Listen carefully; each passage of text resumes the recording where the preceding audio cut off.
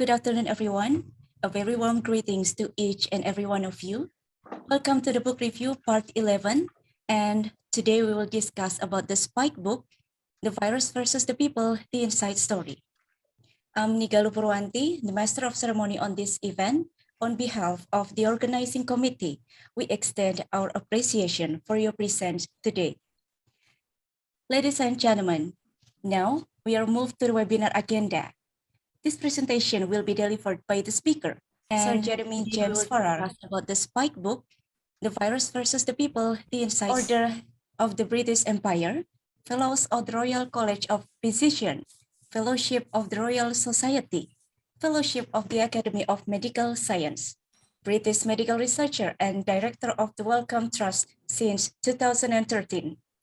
Previously was a professor of tropical medicine at the University of Oxford. The discussion of this event is Dr. Gindo Tampubolon, Master of Science, Doctor of Philosophy, Fellow of the Royal Statistics Society, RMS, Deputy Director, Brodie and Elizabeth Brooks, Doctoral College, University of Manchester.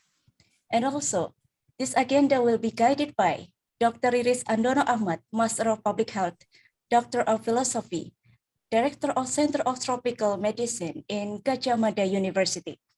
So, without any further ado, to Dr. Doni, the floor is yours. Thank you very much, Mbak Galuh. Good afternoon, everyone. Good morning, Sir Jeremy, Pak Gindo. I hope you are in a very good condition today. And we are very honored to have you here. And to all the participants, welcome. We have a very distinguished guest this afternoon, and we will discuss about a very, very interesting and enlightening book about how COVID, the time versus the people. And we are very honored to have Sir Jeremy as the author to tell the story of the books and give us a lot of insight and a lot of new knowledge, I think, about how the pandemic revealed in the world. When I read this book, I feels like this is like an action movie. When I see an action movie, but at the same time, I feel that this is like behind the scenes a movie where through Sir Jeremy works, we can see how the virus revealed and the pandemics began from Wuhan to spread throughout the world. And later, I think we will have Dr. Gindo as the discussant. Then he will give his review and also insight about also this book. And because Sir Jeremy only I've been informed that you only be able to be here for about 45 minutes. I hope I changed a bit about the time allocation. So first, Sir Jeremy will tell about the book in about 15 minutes, and then Dr. Gindo will discuss about the book also, and then around 10 minutes, and then we will have around 15 minutes discussion with Sir Jeremy and with the audience. I hope we will finish the discussion at 4 o'clock. And thank you again, Sir Jeremy. I think the floor is yours. Well, thank you very much. I'm still very nervous about these virtual calls. Can you just let me know you can hear and see me? Yes, you're loud and clear, Jeremy. Okay, great. So thank you very, very much indeed. I'm It's 8:15 in the morning here. I'm on a visit to Glasgow University in Scotland. Yesterday I was at the University of Manchester, and now I'm talking with colleagues in Indonesia. It's a remarkable thing to say, and a great pleasure. I haven't been in Indonesia for many years, since about 2012. I just hope that in 2022 or 2023 we can make that happen. And of course, you're very welcome, if you are in London, to come and see us at the Wellcome Trust in London. I hope we can get back to a normal way of life as soon as possible. Again, thank you very much for the invitation to join you and discuss both the pandemic and perhaps a lesser extent the book. The situation of the pandemic, I think, remains very troubling still. As I sit here in the UK, in terms of community transmission, 1 in 30 people, 1 in 25 people in the community today is infected. That's a remarkable thing to say, 2 years and 2 months into the pandemic. And the reason I say that is because I think that we are still underestimating the power of nature, the power of evolution, and the power of infectious diseases to dominate our lives. And we've made that mistake many times over the last 20 years, but particularly the last 2 years. We've had a degree of arrogance, and we've had a lack of humility, that we cannot be sure what the future will hold. And I think as a result, we have not always taken the most wise, sensible decisions. So really this book, it tries to document some of that. Not everybody will agree. It's one person's perspective. I'm sure there are elements in it which are incorrect interpretations, but I hope it's at least one person's perspective, with my colleague writing it, of Dr. Anjana. But I hope it's one person's perspective, both about the pandemic and with a focus on the UK decision-making. It's an insight in decision-making with a singular aim, that in an era when I believe we will face more frequent and more troubling crises as a world, that we can perhaps learn some lessons from the last 2 years, the last 20 years, and that we can be both better prepared and better able to respond to these crises. Because if one does not learn from history, I'm afraid one is bound to repeat it. And that lessons from history are often painful and often difficult. But I think if you do not try and record what happened, at least in one person's perspective, then I'm afraid history will often get rewritten in years to come, as it so often does. So it is in that spirit that the book was written. I also think that writing down history as it's being made, if you like, is very important. 5 years from now, our memories of what has happened will be different. They'll be shaped by events of the next 5 years, and we will put the last 2 years in the context of that 5-year period. And I think emotionally, intellectually, and in all sorts of ways, we need to at least write down our thinking, our feelings, our emotional state, our intellectual state as we go through. Otherwise, I fear that we may rewrite history in a way if we leave it too long to write. The third thing I'll say, before perhaps talking more specifically about the book, is the last 2 years really have been one of those moments in humanity when history is truly made. Many of you on this call, and certainly myself as somebody working in public health, infectious diseases, global health, remembers, or not remembers, but looks back at the influenza pandemic of 1918, and 100 years later, still debate it, still debate its origins. Was it in west of Europe? Was it in Midwest America? Where did the virus actually come from? How has it evolved since? What disruption did it cause? What illnesses did it cause? How did it kill people?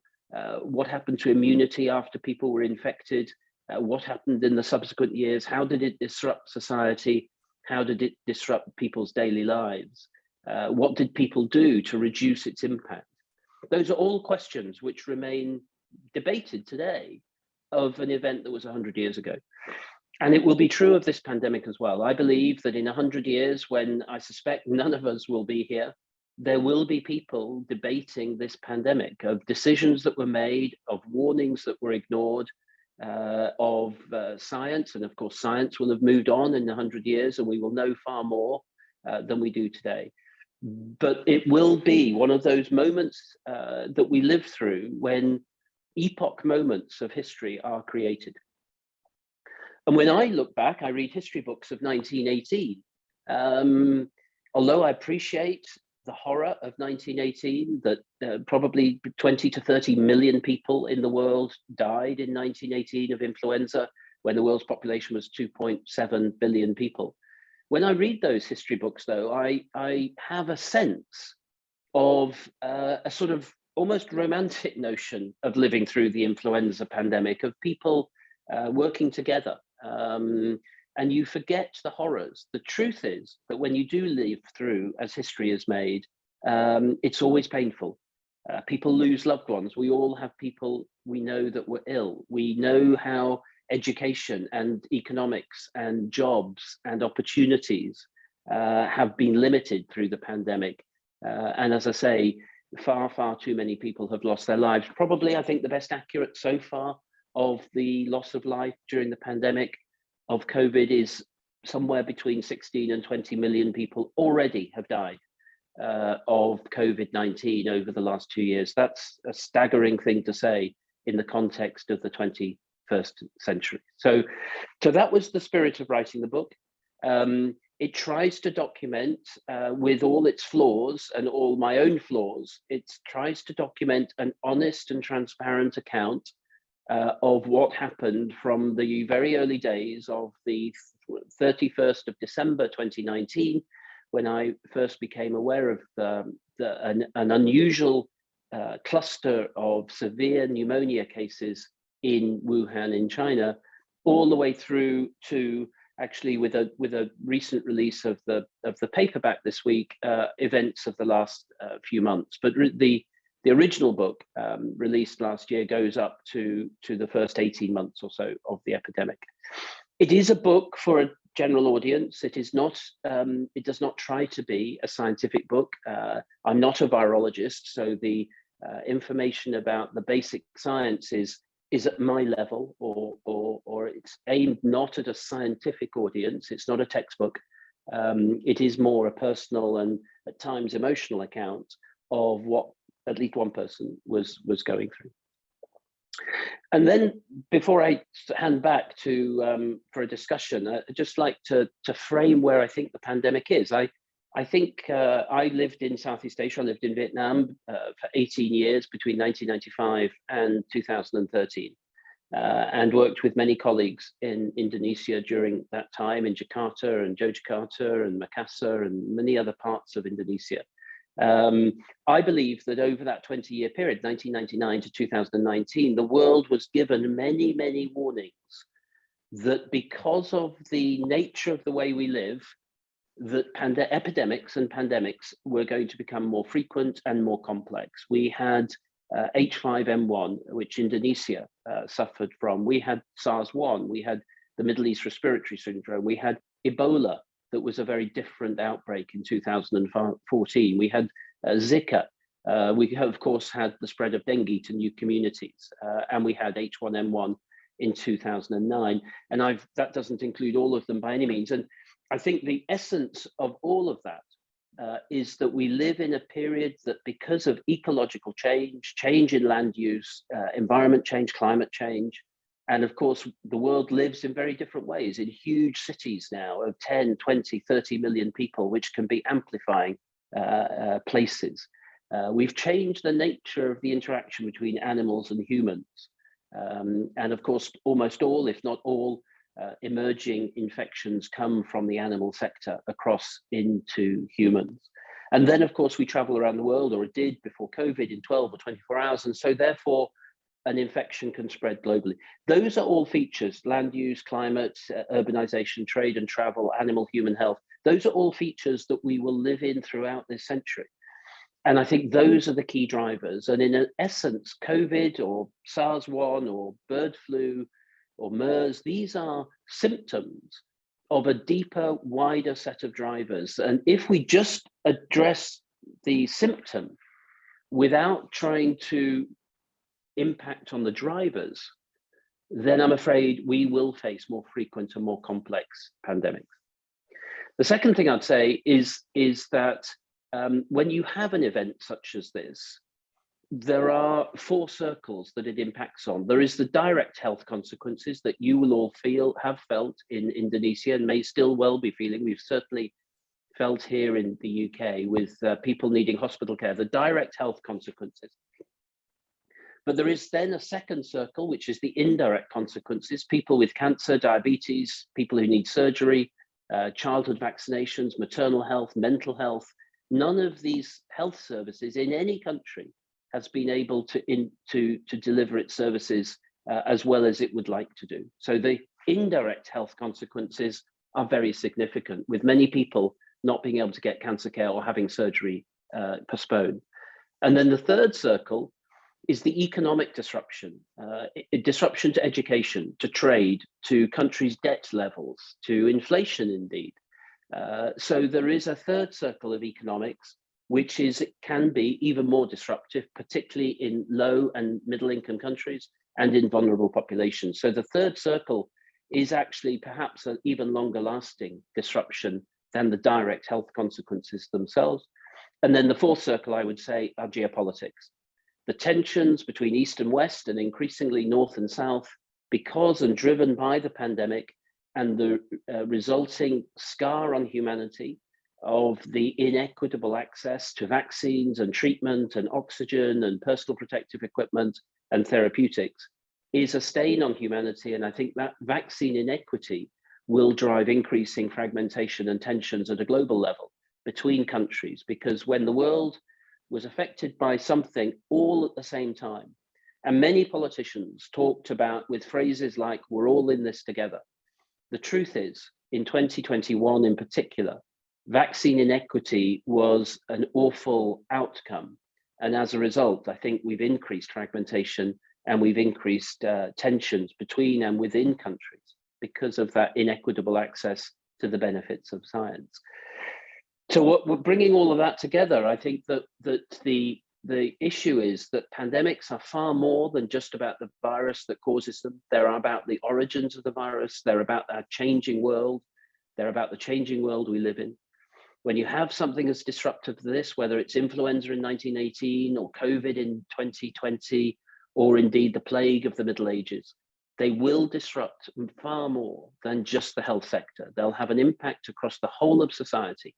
And it is the whole of society's resilience and willingness to work together and distribute the tools that we have through science equitably that will define any country or any world's ability to come through the pandemic.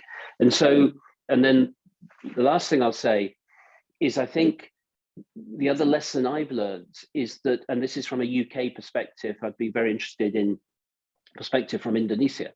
In a UK perspective, I think we've got to work very hard in the future about how society and communities engage with science, understand science, listen to science, make their own decisions about the quality of that science, and critically as well, how scientific advice is made into government, and how governments who have to balance many, many different features, not just the scientific or biomedical or health feature, but also the social and economic and impact on education and everything else.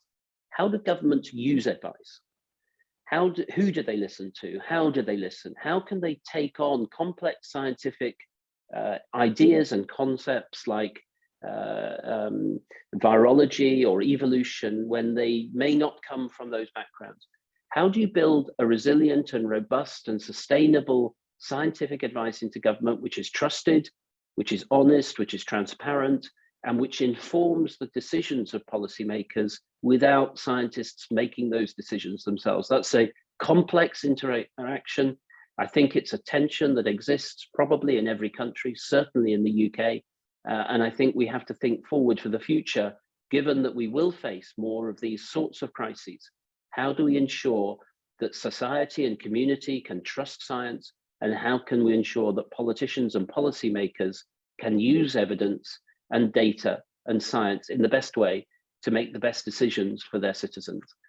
So I'll stop there, if that's okay. I hope I haven't gone on too long, but I'm delighted to stay on till 4 o'clock your time and be part of any discussion that is of interest. And so hand back to you, sir.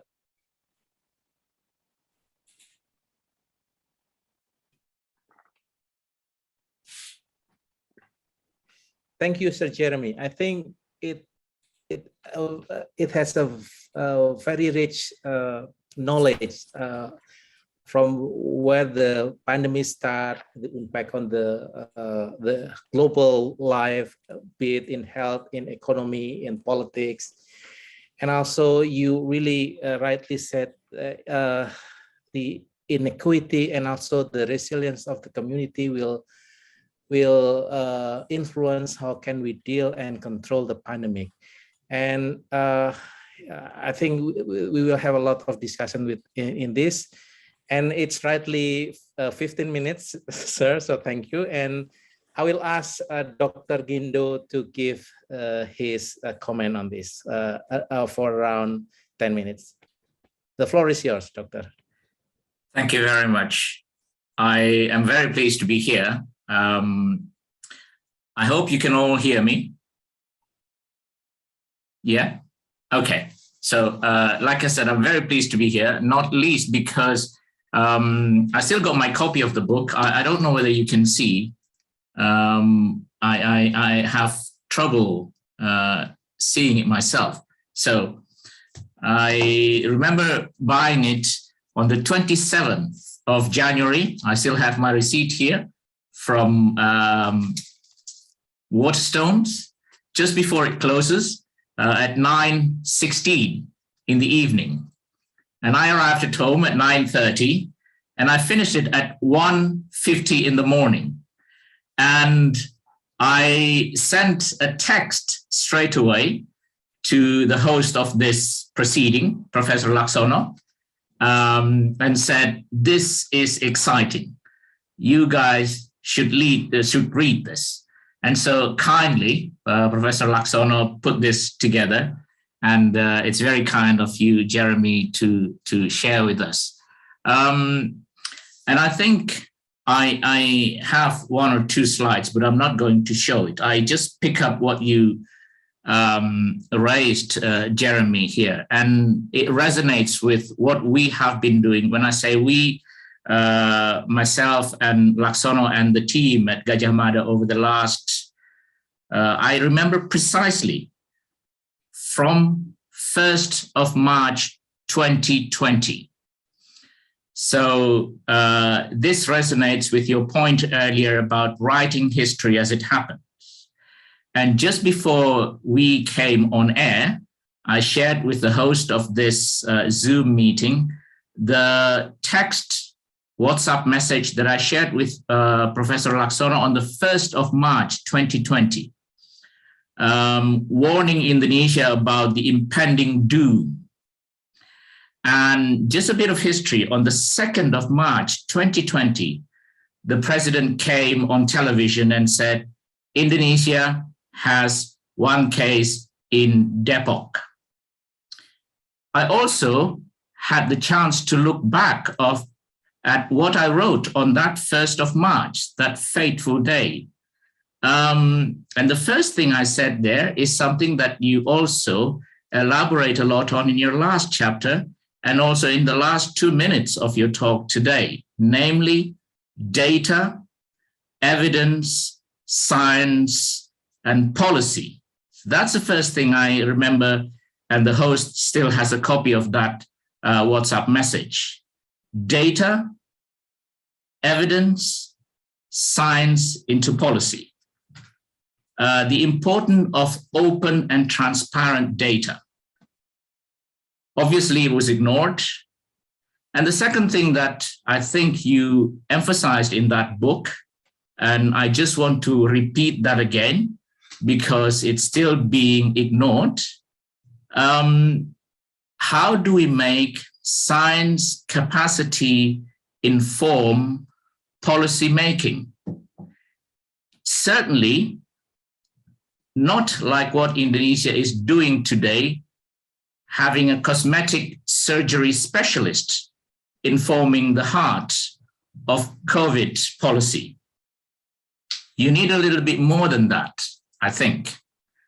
So I see some nodding from people in Indonesia because they know what does that exactly mean.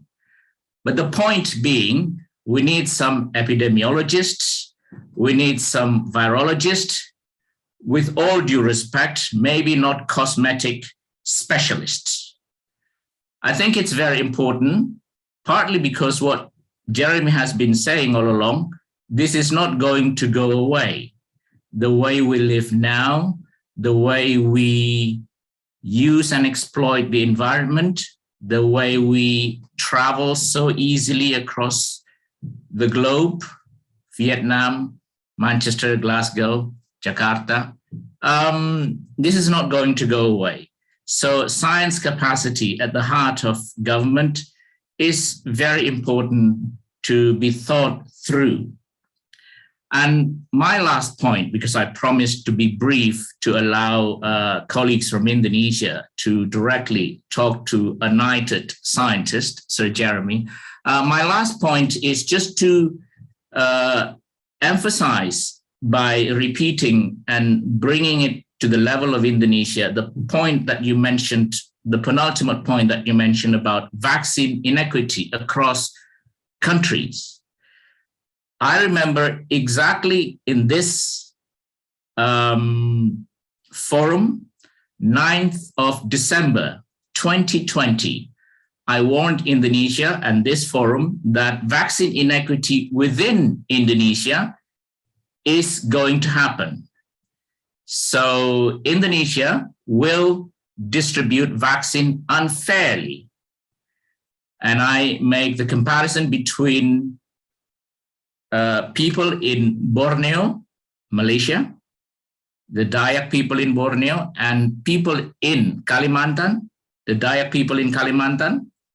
They will have a highly inequitable access to vaccine. The northern side will have a lot more than the southern side. And I remember, because there's a YouTube, again, this is history in the making so that we do not forget, there's a YouTube recording. And I remember saying the consequences of that would be thousands of premature unnecessary deaths. My mistake was I should have said 100,000, because the number of deaths in Malaysia is in the order of less than 40,000. The number of deaths in Indonesia is in the order of more than 140,000. And if you look at the latest data 2 weeks ago from the Indonesian government, one part of Indonesia is 7 times behind another part of Indonesia in access to vaccines. So if there is vaccine inequity across the world, there is huge vaccine inequity in Indonesia that has been predicted by scientists. So with that, I just want to thank you, Jeremy, for bringing those issues and sharing your lessons with us. Thank you. Thank you, Dr. Gindo, and I second you about the vaccine inequity. And it's also been compounded by the infodemics, which influence how the community in some part of Indonesia accept the vaccine. There's a lot of vaccine hesitancy in some part of Indonesia, and that's also makes this vaccine inequity problem even worse. So we still have around 15 minutes times before Sir Jeremy leave this very, very prestigious event. So please, everyone who would like to ask or discuss about this book, you can raise your hand and we will have first 3 audience invited to ask your questions.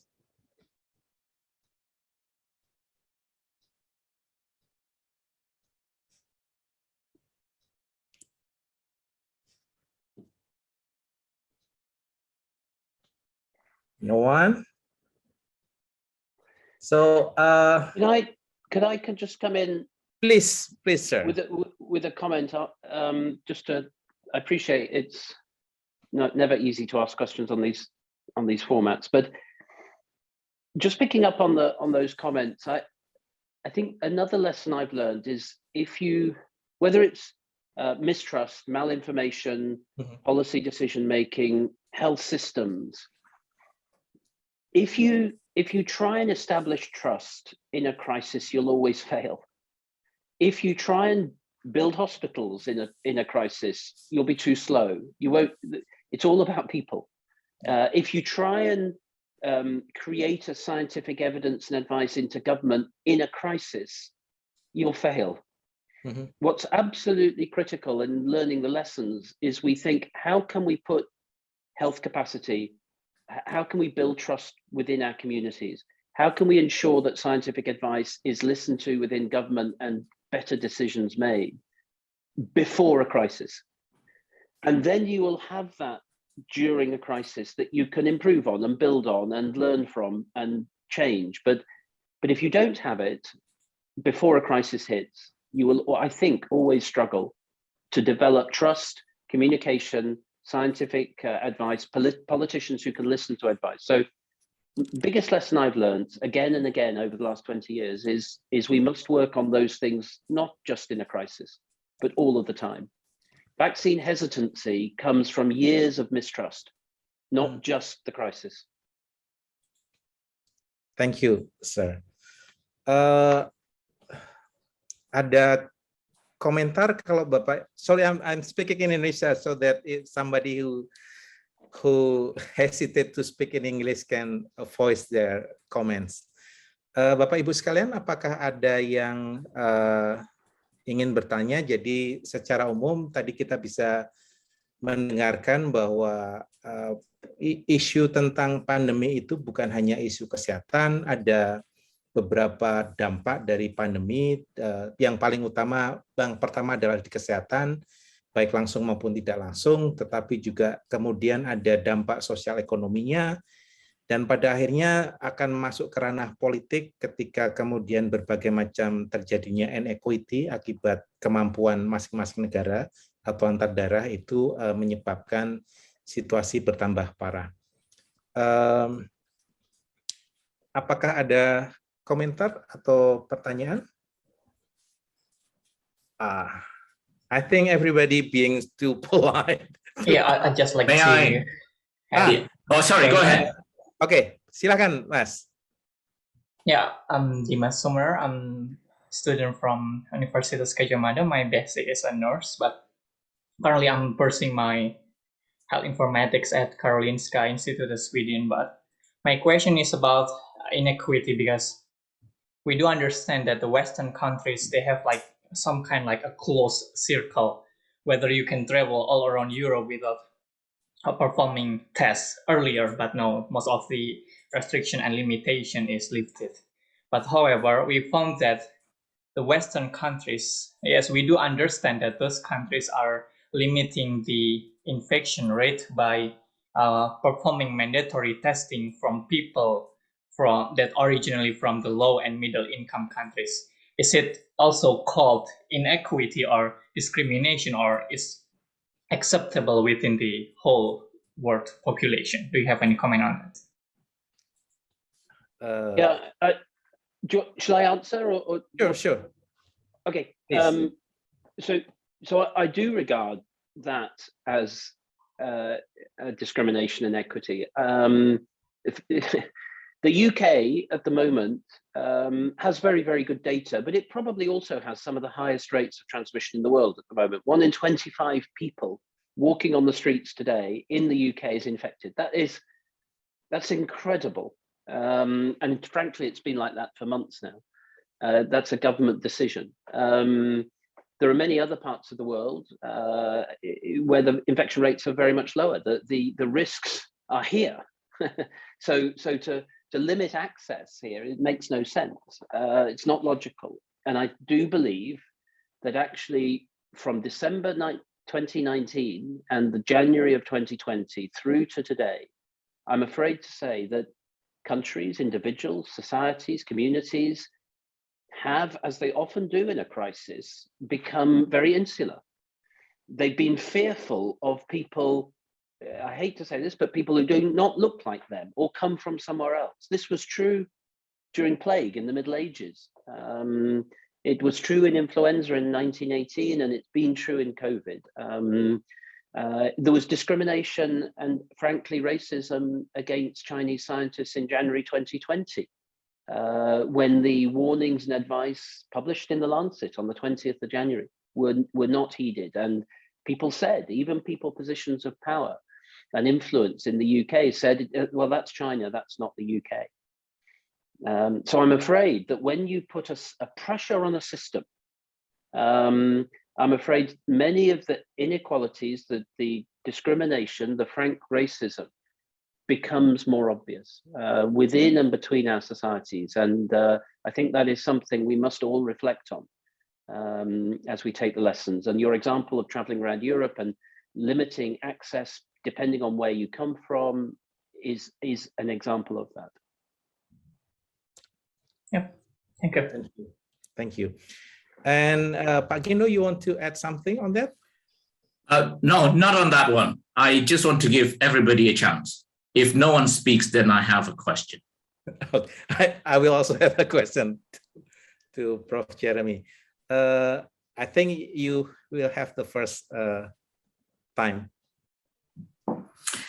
Okay, Jeremy, you mentioned the case of China, and you mentioned on one page the case of Dr. Guo's limit in responding to your question in January, that within the system that he's in, that's the best that he can do.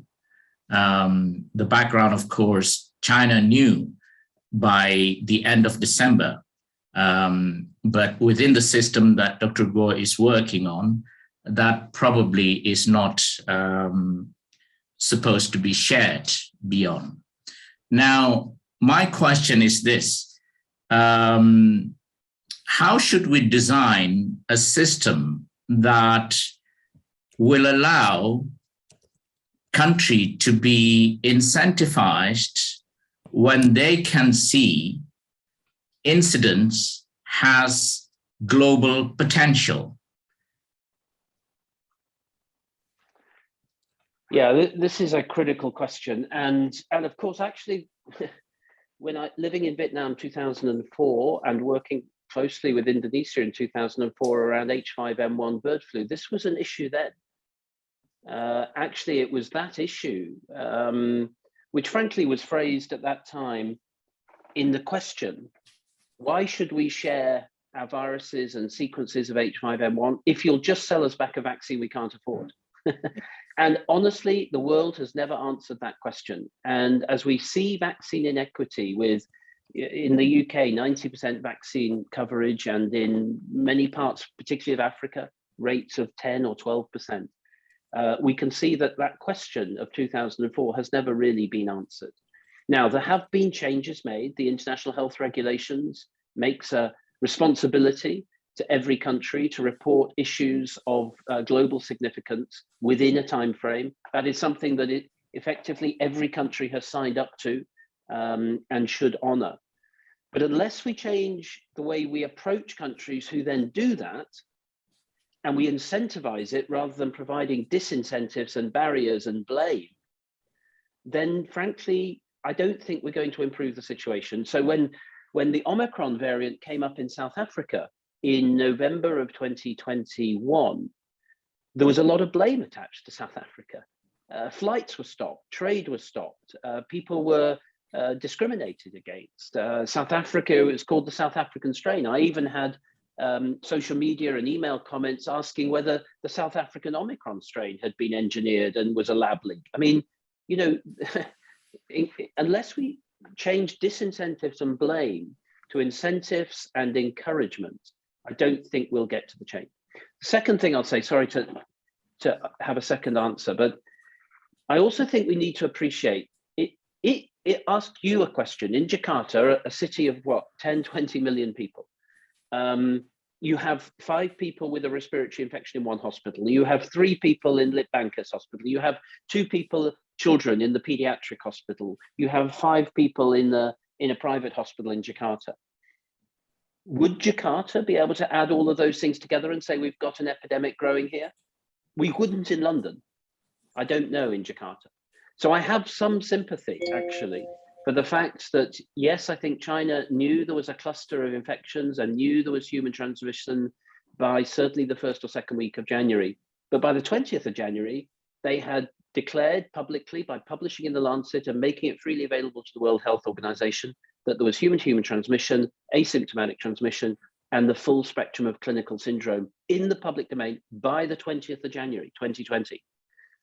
The world knew, and yet most countries did not choose to do anything until the middle of March at the earliest. So the world did get the warnings it needed, maybe a week or 2 late, but not much longer than that, and it failed to act. So whilst, yes, I wish China had shared the information quicker, yes, I wish China had been more transparent and open about the origins and the fact that my belief this comes from a wet market in Wuhan. And yes, absolutely true. But I think the West and the rest of the world needs to look at itself as well and ask why it did not respond when it had all the information it needed to know that this was going to be a very, very awful pandemic. Thank you. Thank you. Jeremy. Dr. Inke, you would like to ask something? Yes, thank you. Thank you, Pak Doni. And thank you, Jeremy, for the presentation and the talk. My name is Inke Lubis from Universitas Sumatera Utara, Medan. I actually spent about a few months in Okru in 2012, where you were still in Vietnam. I don't know if you still remember me, but I had a very wonderful experience there. I'm now back in Medan for a few years already, and I'm also part of the COVID-19 task force, giving scientific input to the local stakeholder. But the problems that we have here, especially in places outside Java Island, that, for example, that we found that COVID-19 has affected Java, but the response done by the local government is quite slow, and also I think the support from the central government is also not as good as we expected. In March 2020, when we can you shorten the questions, Dr. Yeah, sorry. Yes, when it reported the first case in Jakarta, but it took about 4 months before North Sumatra received the first diagnostic test in Medan. So, I mean, we couldn't really control and make suggestions to do anything because we were not supported to prepare ourselves in the more in rural areas. But even I can say that Medan was actually the 3rd largest country in Indonesia. But even for the 3rd largest country, the support was very low. I cannot expect what is the support given for even like smaller cities and more remote areas. So with your extensive experience working in Vietnam and other countries, in developing countries, how would you suggest, like for us, especially from a smaller region, like a less advanced region, to get some more priorities from the central government? Because again, like in 2022 now, like the Omicron came in Jakarta, but like how we screen for Omicron in outside Java was not available until March, like now, like 2 months. So how do you, what is your suggestion for this? Thanks very much. Thank you very much. Sir Jeremy, before you answer, can I add on that? Because it's clearly the problem of inequity, and this is within the country. But again, in the global level, what will be the strategy? Because the government answers to their people. So how can we make into a global agenda where it's not only answer to the people, but answer to the humanity? And I think this is the big challenge ahead. Yeah, this is the big challenge ahead, and Inke, it's very, very nice to see you. 2012 seems like so long ago, but very, very nice to see you, and great to hear that you're now based in Madang. I think this is the key question, and my view of it is that all epidemics, all health issues are essentially local, and so therefore a more devolved approach with local ownership and local investment to address local issues is much better than a highly centralized system. In Germany, which has a very federal structure, there have been problems about the balance between Berlin and the States, but nevertheless, there's been a very strong local ownership of decision making, and I actually am much, much more in favor of that. That would be the first thing. But that needs investment. It needs investment in people, in money, in institutions, and it needs investment in services, public services, which the community can trust. And the last thing I'll say is, although at the moment there's great interest in epidemics and pandemics, of course, through COVID, I think I would counsel to not focus all attention on epidemics and pandemics, but to focus attention on the things that matter to people today, tomorrow, next week, next month, whether that's epidemic diseases, endemic infections, non-communicable diseases, mental health. Focus on the things that matter to people all the time, and then have the resilience, the surge capacity to change and shift when something changes. Because if you set up new silos, new fragments to focus only on pandemics in the future, I can promise you they won't be there, they'll fade away, people will leave. And our job, our public service, is to provide people with health, with well-being, with education, all of the time, not just when epidemics come. I think that's the best way of building trust. I think it's the best way of building careers. I think it's the best way of getting long-term sustained investment into health systems, into education, into society and social structures, than just having no money, no investment, no people, and then a surge which you can't use well because it only comes with once every so often. So my plea for the world would be invest in those health systems that we need all of the time. Invest in people, invest in trust and communication, and do so today, tomorrow, next week, next month, next year. And then when a pandemic, if it hits, we'll have the best chance of being able to respond to, and you will have the trust of communities in a way that otherwise you will not. Now, that's an idealistic, naive perspective, but I think that's what we must argue for.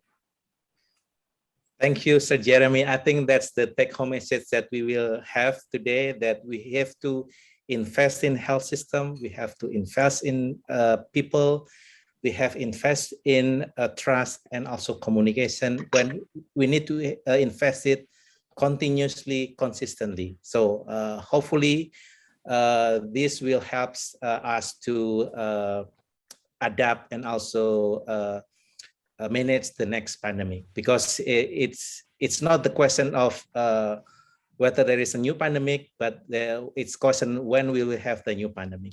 Thank you, Sir Jeremy. Thank you, Pak Gindo. I give the time back to the Master of Ceremony.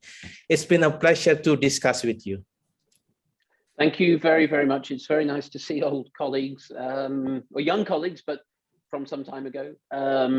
I look forward to visiting Indonesia, I hope this year, if not next year. And I reiterate, you're all very welcome if you're in London to come and see us in London. So with that, my very best wishes. Thank you for the invitation. And I look forward to further discussions. Thank you, sir. Thank you very much, Jeremy. Thank you, Pak Andono. Thank you, everybody. Gindo. Bye-bye. Thank you, Yeah. Bu Ni. Thank you, Sir Jeremy, Pak Gindo, and Dr. Doni for the information and amazing inspiration about the Spike book. And thank you for everyone for joining today's sharing session. And I'd like to apologize if there are many mistakes from me as a Master of Ceremony during this webinar. Enjoy your day, and we'll see you again in another book review. Thank you. Thank you. Bye-bye. Terima kasih. Terima kasih, Pak Gindo. Sampai Terima ketemu kasih, lagi. Pak Gindo. Ya. Sehat selalu, Pak Terima Gindo. kasih Bu Ida. Sehat selalu. Pak Doni, sehat selalu. Terima kasih.